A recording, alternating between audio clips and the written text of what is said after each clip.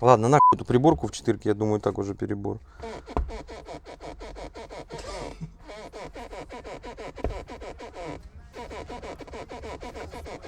А ты что, записываешь?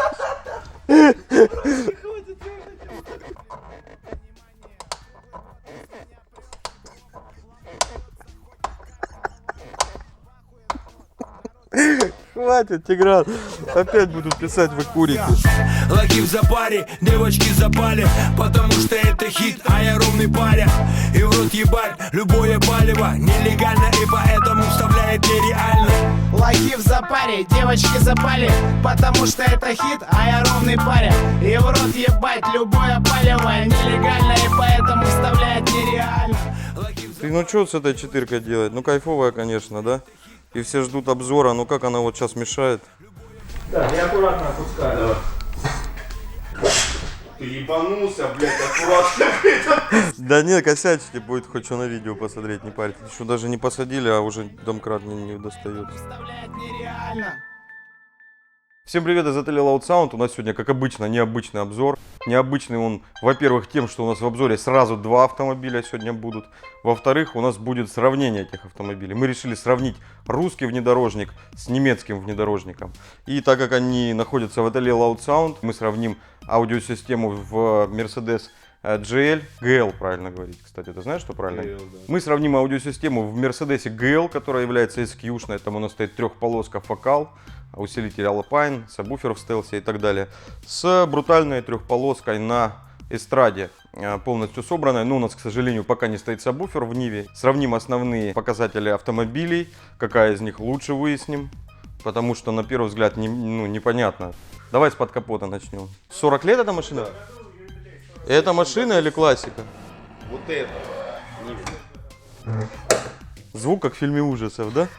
Итак, первое, что мы видим под капотом, это запаска. Это уже лучше, чем в GL, да? Там, я так подозреваю, под капотом мы запаску не увидим. Дальше обратите внимание на шумоизоляцию. Она не только шумоизоляция, она еще и теплоизоляция. Только шума, она не теплоизоляция.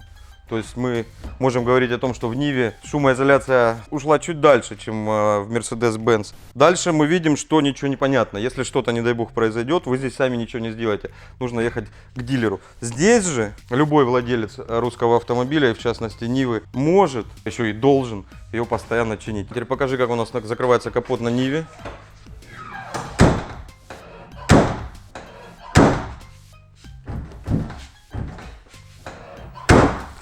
Мы прервемся, переходим плавно к внешнему виду. Ну, очевидно, да, какой автомобиль лучше в плане дизайна. Дизайн этого автомобиля был разработан в этом веке, вот этого в прошлом. То есть, судя по всему, он настолько успешный, что его не хотят менять. Добавили легкий рестайлинг, пару пластиковых деталей и назвали это Urban.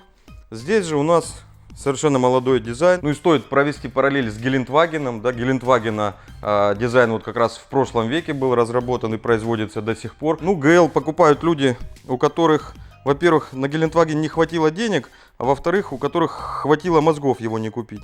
Машина смотрится посовременней, но это классика настоящая. Давайте посмотрим теперь по оптике. У нас сидят два специально обученных человека в автомобилях. Они одновременно включили оптику, чтобы мы прям сразу сходу увидели, как же это выглядит. Здесь мы видим идеально ровные круги, ангельские глаза, можно так сказать. Ну, стоит отметить, что это фары кастомные, да, это ж не с завода так идут. С завода у нас еще так не умеют делать. Здесь же у нас довольно спорный дизайн, такая вот непонятная светодиодная линия. Так, это у нас ксенон. А поморгай, ну, со шторками, да, биксенон стоит. А ну-ка, Тигран. Оп, это LED фары. То есть Нива у нас посовременней. Посмотрим в салоне. Начнем с вежливой подсветки, когда мы открываем дверь. А ты можешь свет выключить, Тигран? Здесь, во-первых, Mercedes-Benz подсвечена надпись, очень красиво. И в ноги вот такая приятная подсветка. На Ниве же у нас тоже есть. На всякий случай, когда вы садитесь в этот автомобиль, он вас вот так предупреждает. Во-первых, чтобы вы не наступили в грязь или говно. А во-вторых, он предупреждает, что вы поедете на ладе. Ну тут очевидно, да, у кого подсветка при открытой двери лучше. Сейчас сделаем прям лоб в лоб. Так, двери закрываются отлично на Ниве. Потому что та открыта. Вообще. Подожди, если ее закрыть, она будет хуже закрываться, что ли? Да. На Мерседесе же, если вы не закрыли дверь, Она закрывается сама. Еще один лишний узел, да, Тигран, который может выйти из строя и потребовать ремонта. Здесь шильдик есть вот такой Bluetech. Что это такое, Тигран, ты знаешь? Что такое технология Bluetech, мне кажется, знают только менеджеры в салонах Mercedes-Benz и некоторые владельцы. Я насколько знаю, что это экономный режим типа такого, типа эко-режима. Ладно, признайте, никто не знает, что такое Bluetech. Сейчас забомбят нам комментарии, да, эксперты по Мерседесу. Обратите внимание на насадки на глушитель. Их тут две. Они хромированные, очень красивые. Что же у нас на Мерседесе? А тут банан. У нас на Мерседесе нет выхлопной трубы. Куда он девает выхлопные газы, Тигран, ты знаешь? Под бампер входит. Нету у Мерседеса выхлопной трубы. Я в Мерседес вначале хочу сесть. Я вообще хочу только в Мерседес сесть. Первое, на что вы обращаете внимание, когда садитесь в Мерседес, как в принципе и в любой автомобиль, вам неудобно. Потому что сиденье настроено не под вас. Но только, сука, в Мерседесе почему-то до сих пор они не хотят перемещать регулировки сидения на сиденье. Регулировки сидений находятся на обшивке. И как только вы сели, вы не можете подстроить под себя, либо вам надо очень далеко тянуться. Вы должны закрыть дверь. Уже тогда сможете отрегулировать сиденье под себя. Теперь тебе предстоит очень сложная задача. Ты должен залезть назад. Кстати, не так все плохо, смотри. А дверь? Все отлично. Дотянешься? Давай попробуем потом в Мерсе, чтобы ты с заднего сиденья попробовал переднюю дверь закрыть. Давай. Давай.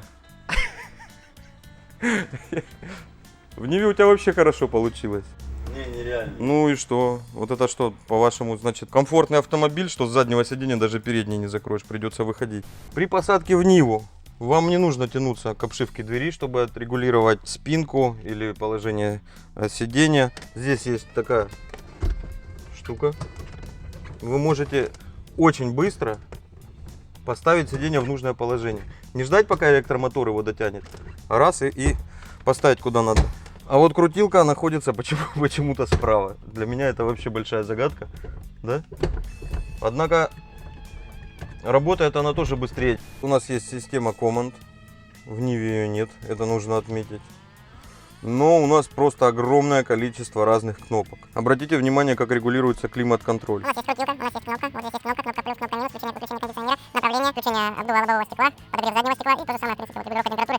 Панель управления в Ниве. Тут все гораздо проще. Вот это все кнопки, которые у нас есть. Их тут 6. И плюс вот эта кнопка и плюс вот эта. Я вам чуть позже про нее расскажу. Итак, у нас включаются габариты и свет вот этой кнопкой. Все очень просто.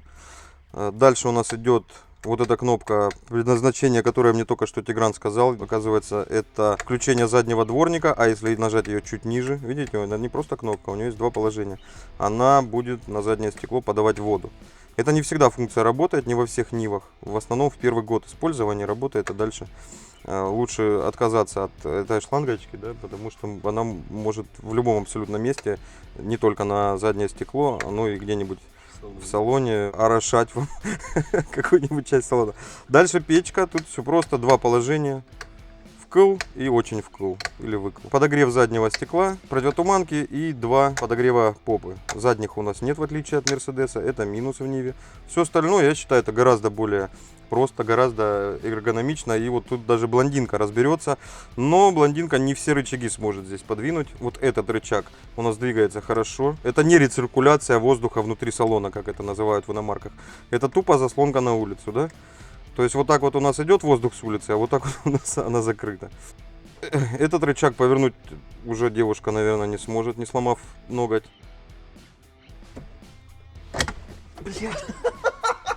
Сука! Вот Я ноготь сломал, походу. А это у нас лучше не трогать, да?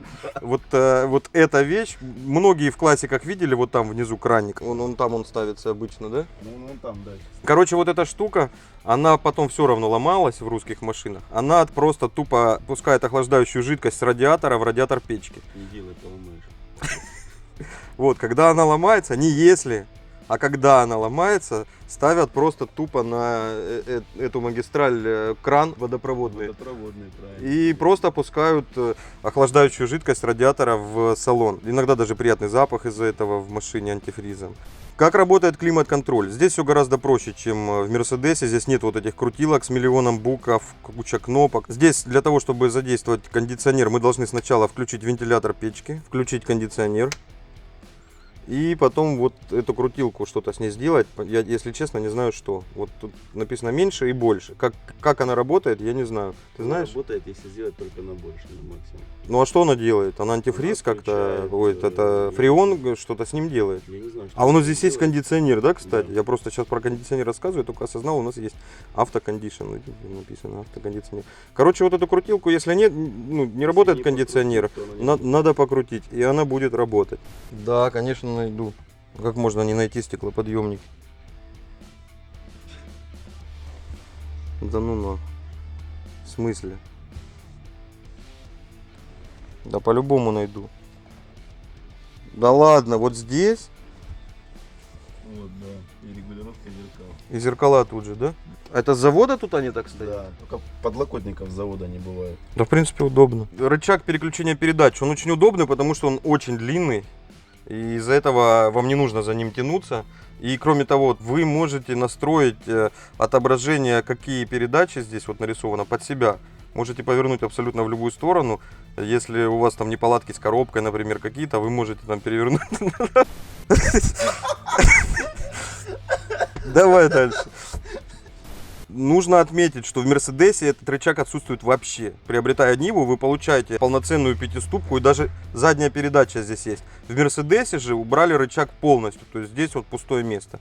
Нет ручки вообще, здесь нету ручки, здесь есть вот подстаканники и пепельница. В Ниве также есть подстаканники, то есть вы можете попить кофе.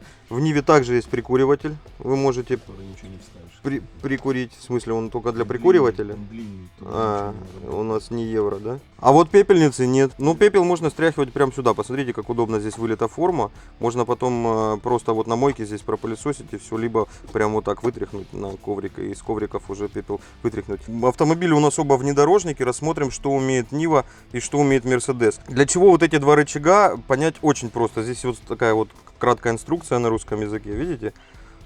На всякий случай приклеили на заводе. Передний у нас блокирует и разблокирует дифференциал. И ближний к нам рычаг включает пониженную передачу или повышенную. Так, регулировка дифференциалом, раздаточной коробкой. Посмотрите, обратите внимание, никаких инструкций нет. Что эти кнопки обозначают, вообще непонятно.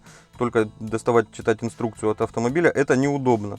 Мы не знаем, где она лежит. В общем, я считаю, на Ниве лучше, да, все это реализовано. Да, Там есть понятно. инструкция и такие два рычага, которые настоящий мужик только сможет с места сдвинуть. Здесь вот какие-то кнопочки у нас, непонятно что для чего. Ездить просто по городу на пониженной передаче, это вообще незабываемые впечатления на Ниве. Она очень круто стартует, но потом начинается жесть, да? Ты валишь вообще вот так прям валишь, а у тебя на спидометре 40. А мотор там, знаешь, хуярит так, что... Не, я ехал 120 на 5, каждый день выезжал с дома на Ниве и включал пониженную и херячил. Тигран только на пониженной ездил, потому что когда Нива на пониженной, она выиграет вообще абсолютно все. Вообще любой драгрейсинг, но только буквально первые 10 метров. Она вырывается так вперед, что паника происходит. До 70 км в час любую машину обгоняет. Любую машину до 70, До да, 70. а до 7. Да какие 70? Клянусь, до 70 с любой И стартовой. GTR. С GTR-ом, не, с Да, да, Lancia, да, вот представляете, начинаются уже байки. Вот смотри, ты становишься, вот так втыкаешь первую, и все, GTR уже дистанцию прошел. Пойдем в Мерседес. Руль в Мерседесе и приборная панель. Вот самое главное, то, что видит водитель. У нас здесь есть кнопки управления громкой связью, мультимедийной системой, голосовой помощник, управление компьютером. Также есть подрулевые лепестки, переключатели скоростей и круиз-контроль. Мы обнаружили на руле кнопки. Есть целых две кнопки, но они делают одно и то же. Они сигналят. А вот сигнал, он этого не делает. Так эволюционировала Нива. А вот когда там происходит какая-то ситуация на дороге, все же как делают? Ты, блядь, куда ты едешь? И вот так вот все делают. Тут ничего не получится. Хотя она что-то нажимает. Слышишь? Там кнопка есть. Приборка очень красиво подсвечена белым, очень яркая, контрастная. Здесь у нас ЖК-дисплей. Тоже очень красиво это все выглядит. Приборка у нас универсальная. Эта же приборка стоит на четырках, да? Да. Вообще. А вот 4, давай сравним. Ладно, на эту приборку в 4, я думаю, так уже перебор.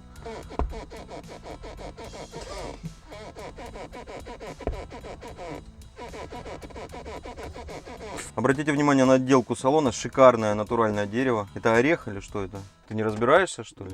Это натуральное дерево в Мерседесах, в BMW, вообще в немцах, насколько я знаю, всегда идет только натуральное дерево. Полное отсутствие пластика практически. Тут пластиковая только вот окантовка здесь. Все остальное у нас перетянуто очень богато, очень красиво. Очень много дерева. Обратите внимание, дерева прям очень много. Здесь дерево, здесь дерево. В Ниве у нас очень много пластика. У нас совершенно нет дерева. У нас один пластик. У нас пластиковый парбриз, пластиковый бардачок, пластиковая панель управления, пластиковые дефлекторы, пластиковые ручки, пластиковые кнопки, пластиковое вообще все. Однако дерево мы добавили. Тигран добавил дерево, да? Много дерева. Много дерева. Мы сейчас вам покажем. Его тут больше, чем в Мерседесе. Дерево теперь в этой машине хоть отбавляй.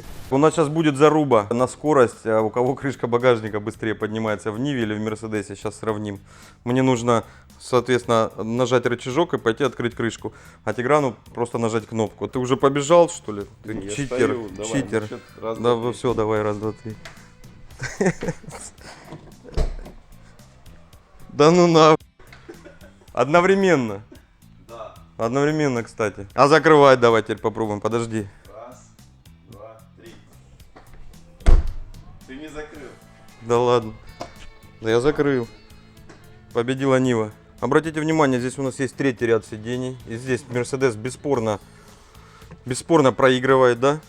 Обычно задние пассажиры раздражают, а тут в 2 раза больше задних пассажиров. Слышь, Тигран, тут еще значок светится. Очень красиво, да? Прикинь, в темноте. Я не знал, что у них значки светятся. В Ниве, однако же, у нас тоже светящийся логотип на радиаторной решетке. Блин, палево какое, убери телефон из кадра. Обратите внимание, Мерседес у нас самостоятельно потушил все освещение, потому что мы им не пользуемся, да? На Ниве же все выключится только когда сядут аккумуляторы. Но вот аккумуляторов здесь теперь... Так, ну и собственно теперь расскажем вам про аудиосистему. Мы будем сейчас проводить параллель, показывать, как сделано в одной машине, и переходить в другую, показывать, как сделано там. Совершенно противоположные подходы к аудиосистемам, совершенно разные компоновки, цели и все остальное. Очень интересно, я думаю, вам будет посмотреть. Начнем с головного, в данном случае с головных устройств. В Ниве у нас установлен Alpine. Это какой? 92-й? Это Alpine 92 процессорный, у него есть временные задержки, у него очень развитый кроссовер. И это преимущество перед Мерседесом, потому что мы с этого головного устройства можем сразу управлять трехполосной аудиосистемой. И все это делать сразу из салона. Мы можем поменять срезы, частоту, крутизну и так далее. Абсолютно все настройки у нас доступны вот с водительского места. Головное устройство в Мерседесе у нас осталось штатное, и сигнал оно передает через внешний процессор Audison Bit One, такой проапгрейженный Bit 10 с еще одним каналом, с более богатыми настройками. Здесь у нас так же, как в принципе и в Ниве, есть Bluetooth, также есть подключение айфонов, внешних носителей и так далее. Но здесь у нас еще есть и диск, да, по-моему, он есть DVD-плеер, CD-плеер. Здесь мы можем посмотреть фильм, можем послушать музыку. В Alpine нам через диск этого сделать не удастся. Так, это плюсы. У нас здесь больше носителей, у нас есть экран, но мы не можем управлять аудиосистемой с водительского места без подключения дополнительных устройств, таких как ноутбук, например. Единственный вариант, как обойти эту проблему, можно докупить дополнительно к процессору пульт управления выносной, и тогда мы сможем некоторые настройки с него изменять и включать предустановки. Настоящие алькантары обшиты у нас передние стойки, установлены динамики K2 Power, трехполоска, твиттер и среднечастотник в стойках и мидбас в штатном месте в двери. В задних дверях у нас установлена двухполоска, тоже фокал, немножко другой серии, перформанс. У нас стоят твиттеры и мидбасы тоже в штатных местах, двухполосная аудиосистема. То есть у нас 3 полосы спереди, 2 полосы сзади. Давайте посмотрим на компоновку аудиосистемы в Ниве. Здесь у нас все гораздо более брутально. Здесь никаких алькантар. Здесь форма и размер подиума диктовались только лишь размером и количеством динамиков. Здесь у нас установлен DevBones MX80, новинка от Alphard, очень громкие мидбасы, очень громкая копия 410 в данном случае Момо и P-Audio, настоящие чистокровные рупорные тайские пищалки, очень громкие, одни из самых лучших и по громкости, и по звучанию, но подводит их громаднейший размер. О задних пассажирах никто не позаботился, но даже если бы это и захотели сделать, здесь не самая благоприятная, да, обстановка делать музыку сзади. Здесь на заводе АвтоВАЗ никто не заморачивался, вот эта вся обшивка, она однородная. Неоднородные здесь только вот эти заглушки, я так понимаю, там даже не клипсы, да? Она прикручена. Да? Да. Вот здесь сделана декоративная накладка такая, типа мягкая, но она не мягкая и она не накладка. А это просто часть этой же обшивки. Она однородная, то есть все это одна деталь, и она снимается. Она выполняет функцию и подлокотника, и облицовки брызговиков, да? Я так понимаю, это арки у нас задние, сюда выходит в салон. То есть вы кладете руку на арку. Вот эта часть обшивки просто так вот снимается, и мы видим усилители, которым Тигран тут мучился, еще делал дополнительное охлаждение, да? Вот туда, если заглянуть, мы видим кулер на боковой стенке. Здесь у нас установлено два усилителя Alpine серии PDX. Очень маленькие, очень мощные, и при этом для D-класса очень приятно, качественно звучащие усилители. Вот их отличает именно малый размер, очень удобный в монтаже. Вот положи руку сверху, чтобы было понятно размер усилителя. Они действительно очень маленькие. Усилитель у нас один 5-канальник, другой 4-канальник. Это позволило нам реализовать практически всю аудиосистему без кроссоверов. С кроссоверами у нас единственное стоят в задних дверях двухполоска. Перед все по каналка и отдельный канал на сабвуфер. Сабвуфер у нас расположился вот под такой вот очень аккуратно сделанной фальш-панелью. Сабвуфер у нас установлен Focal серии Performance. Материал диффузора выполнен из льна. Очень интересное такое устройство. Не дешевый сабвуфер, но очень приятно звучащий. И он, по-моему, тогда удивил нас здесь. Я вот уже не помню, да? Он достаточно неплохо играет для такого размера и для стелс-оформления. Получилось сохранить вид багажника полностью стоковым. Да. Тут вообще ничего не говорит о том, что у нас установлена аудиосистема. Я бы сказал тоже, что здесь сохранен заводской вид, но у нас есть вот такой вот пьедестал. Здесь надо нарисовать букву 1, знаешь, как первое место. Ну тут еще сабвуфер, да, у нас просто не установлен. Да. Здесь будет стоять сабвуфер и будет не такой уж штатный вид. Я бы даже по-другому сказал. Здесь не будет багажника. Не будет. Давай покажем аудиосистему. Она здесь отличается. Если там мы видели два усилителя и процессор Bitone скомпонованных рядом, то здесь у нас в 3 раза больше места занимают тупо аккумуляторы. Их тут два, они АГМ и еще один под капотом, да? Да. И здесь у нас стоят усилители Magnum. Magnum, который просто Magnum, не Alphard Magnum. DB200.4 D-класса, 4-канальник, очень мощный от Alphard, DevBond серии. И наш любимый GZ-IA 2235, ну, который на пищалке практически всегда ставит Тигран и никак не запомнит, как он называется. Это ты сейчас, я пока снимал, протер пыль? Ладно, такой обзор, что можно даже ничего не вырезать будет, мне кажется. Ну тебя затроллят, что тут нет охлаждения, конечно, ты знаешь. И я затроллю, вот прям сейчас затроллю. Потому что тут надо будет кулеры добавлять по-любому. Ну вот, когда будет лето и плюс 35, посмотрим. Сейчас зимой, наверное, не надо будет. Тут в этой машине, дай бог салон прогреть. Нет, тут правда, знаете, какой прикол вот в Ниве? Либо очень холодно, либо очень жарко. Одной ноге. То есть я вот в Москву ехал на Ниве. Вот делаешь жарко, чтобы было в салоне, правая нога просто, ну, как будто бы ее паяльной лампой нагревают, а левая мерзнет. А выключаешь, мерзнет все нахуй. Компоновки аудиосистем совершенно разные и по характеру звучания, и по качеству звучания, и по громкости. Вы понимаете, что цели преследовались разные. И надо признать, что эстетически и более правильно с точки зрения там, тональной точности, может быть даже звуковой сцены, конечно, будет звучать в Мерседесе. Но если вы разгоните этот Мерседес до 200 км в час и захотите послушать хорошо музыку, да, так прям вот с кайфом, у вас этого не получится, потому что вот обычные автомобильные системы, а тем более штатные, они очень сильно страдают именно громкостью. Здесь же у нас такой проблемы не будет, здесь громкость у нас предостаточно, можно слушать внутри, так что зубы будут звенеть, можно открыть двери и в принципе на природе устроить неплохую дискотеку. Кому что? Сейчас опять, да, посыпятся в комментариях защитники вот таких аудиосистем и будут говорить, что это хрень. И защитники вот таких, да, SQ-шных аудиосистем будут говорить, что вот здесь слишком громко, слишком колхозно, или там по-разному говорят. Это совершенно разные вещи. Мы, к сожалению, так и не смогли понять, чем GL лучше, чем Нива, поэтому я позвонил своему другу в Ключавто, Стасу, который помогал нам снимать обзор Ешки. Он про Мерседесы знает все. Скинул ему вин этой машины, и вот он что мне написал. Не знаю, потянет ли это на перевес в сторону ГЛ, но вот что он и имеет активный парковочный ассистент, демонтированные задние подголовники для улучшения обзора, автомат 7G Tronic, задние и передние брызговики, ходовая часть с адаптивной системой амортизации адаптирует степень амортизации каждого отдельно взятого колеса к актуальной скорости движения и качеству дорожного покрытия, тем самым повышая удовольствие от езды. Инжектор, пневмо Airmatic, система распознавания дорожных знаков, дефлекторы окон, которые позволяют курить и чтобы пепел не сыпался вам в лицо, камеры по кругу, бамперы, окрашенные в цвет кузова, AMG пакет, черные ручки Shadow Line, Intelligent Light System, запаска под капотом. Биксеноновые фары с вариабельной системой светораспределения, динамичным регулированием угла наклона фар под движение по загородным шоссе, автострадам и в сильный туман с адаптивной системой освещения поворота, функции дополнительного. Домкрат под капотом. Третий ряд сидений с электроприводом откидывания. Сиденье повышенной комфортности, комбинированная искусственная кожа с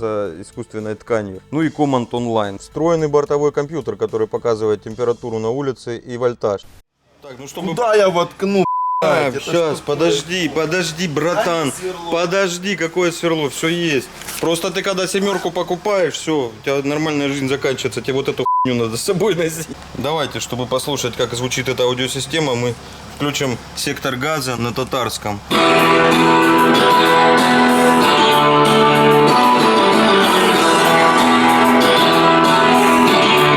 Настраивать надо, да? Настраивать надо. Да ладно, так включай.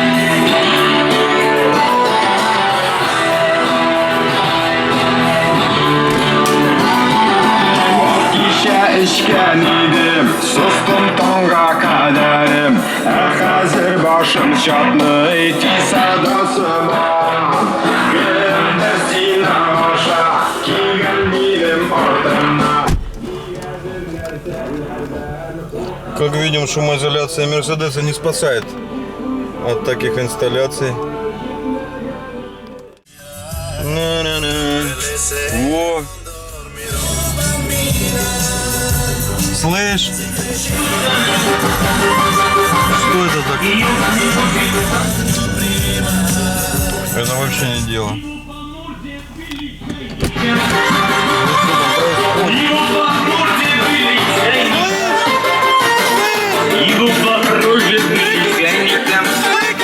Выключить эту хуйню. Ладно, это, конечно, стёбный обзор. Я думаю, вкратце мы вам рассказали и про ту другую машину, про аудиосистемы. Надеюсь, интересно вам было послушать. Это такой необычный у нас обзор сегодня получился. Сразу двух автомобилей. Надеюсь, вам было интересно. Знаете, что вам делать. Всем пока, живите громко.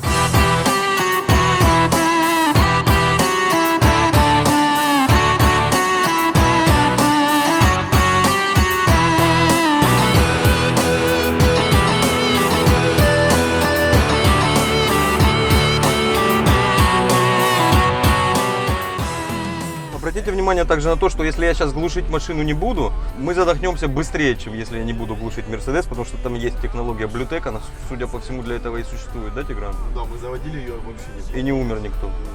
Работает, значит. Так, попробуем прокатиться.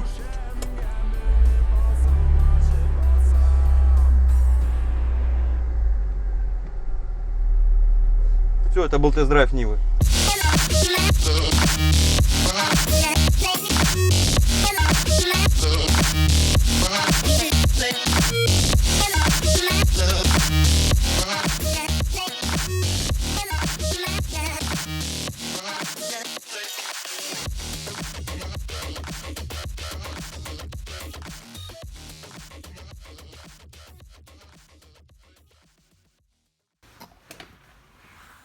А тем временем Тигран, Серега установили сабвуфер. Знаешь, чего у нас, Тигран, не хватает в обзоре? Наклейки. Пердежа.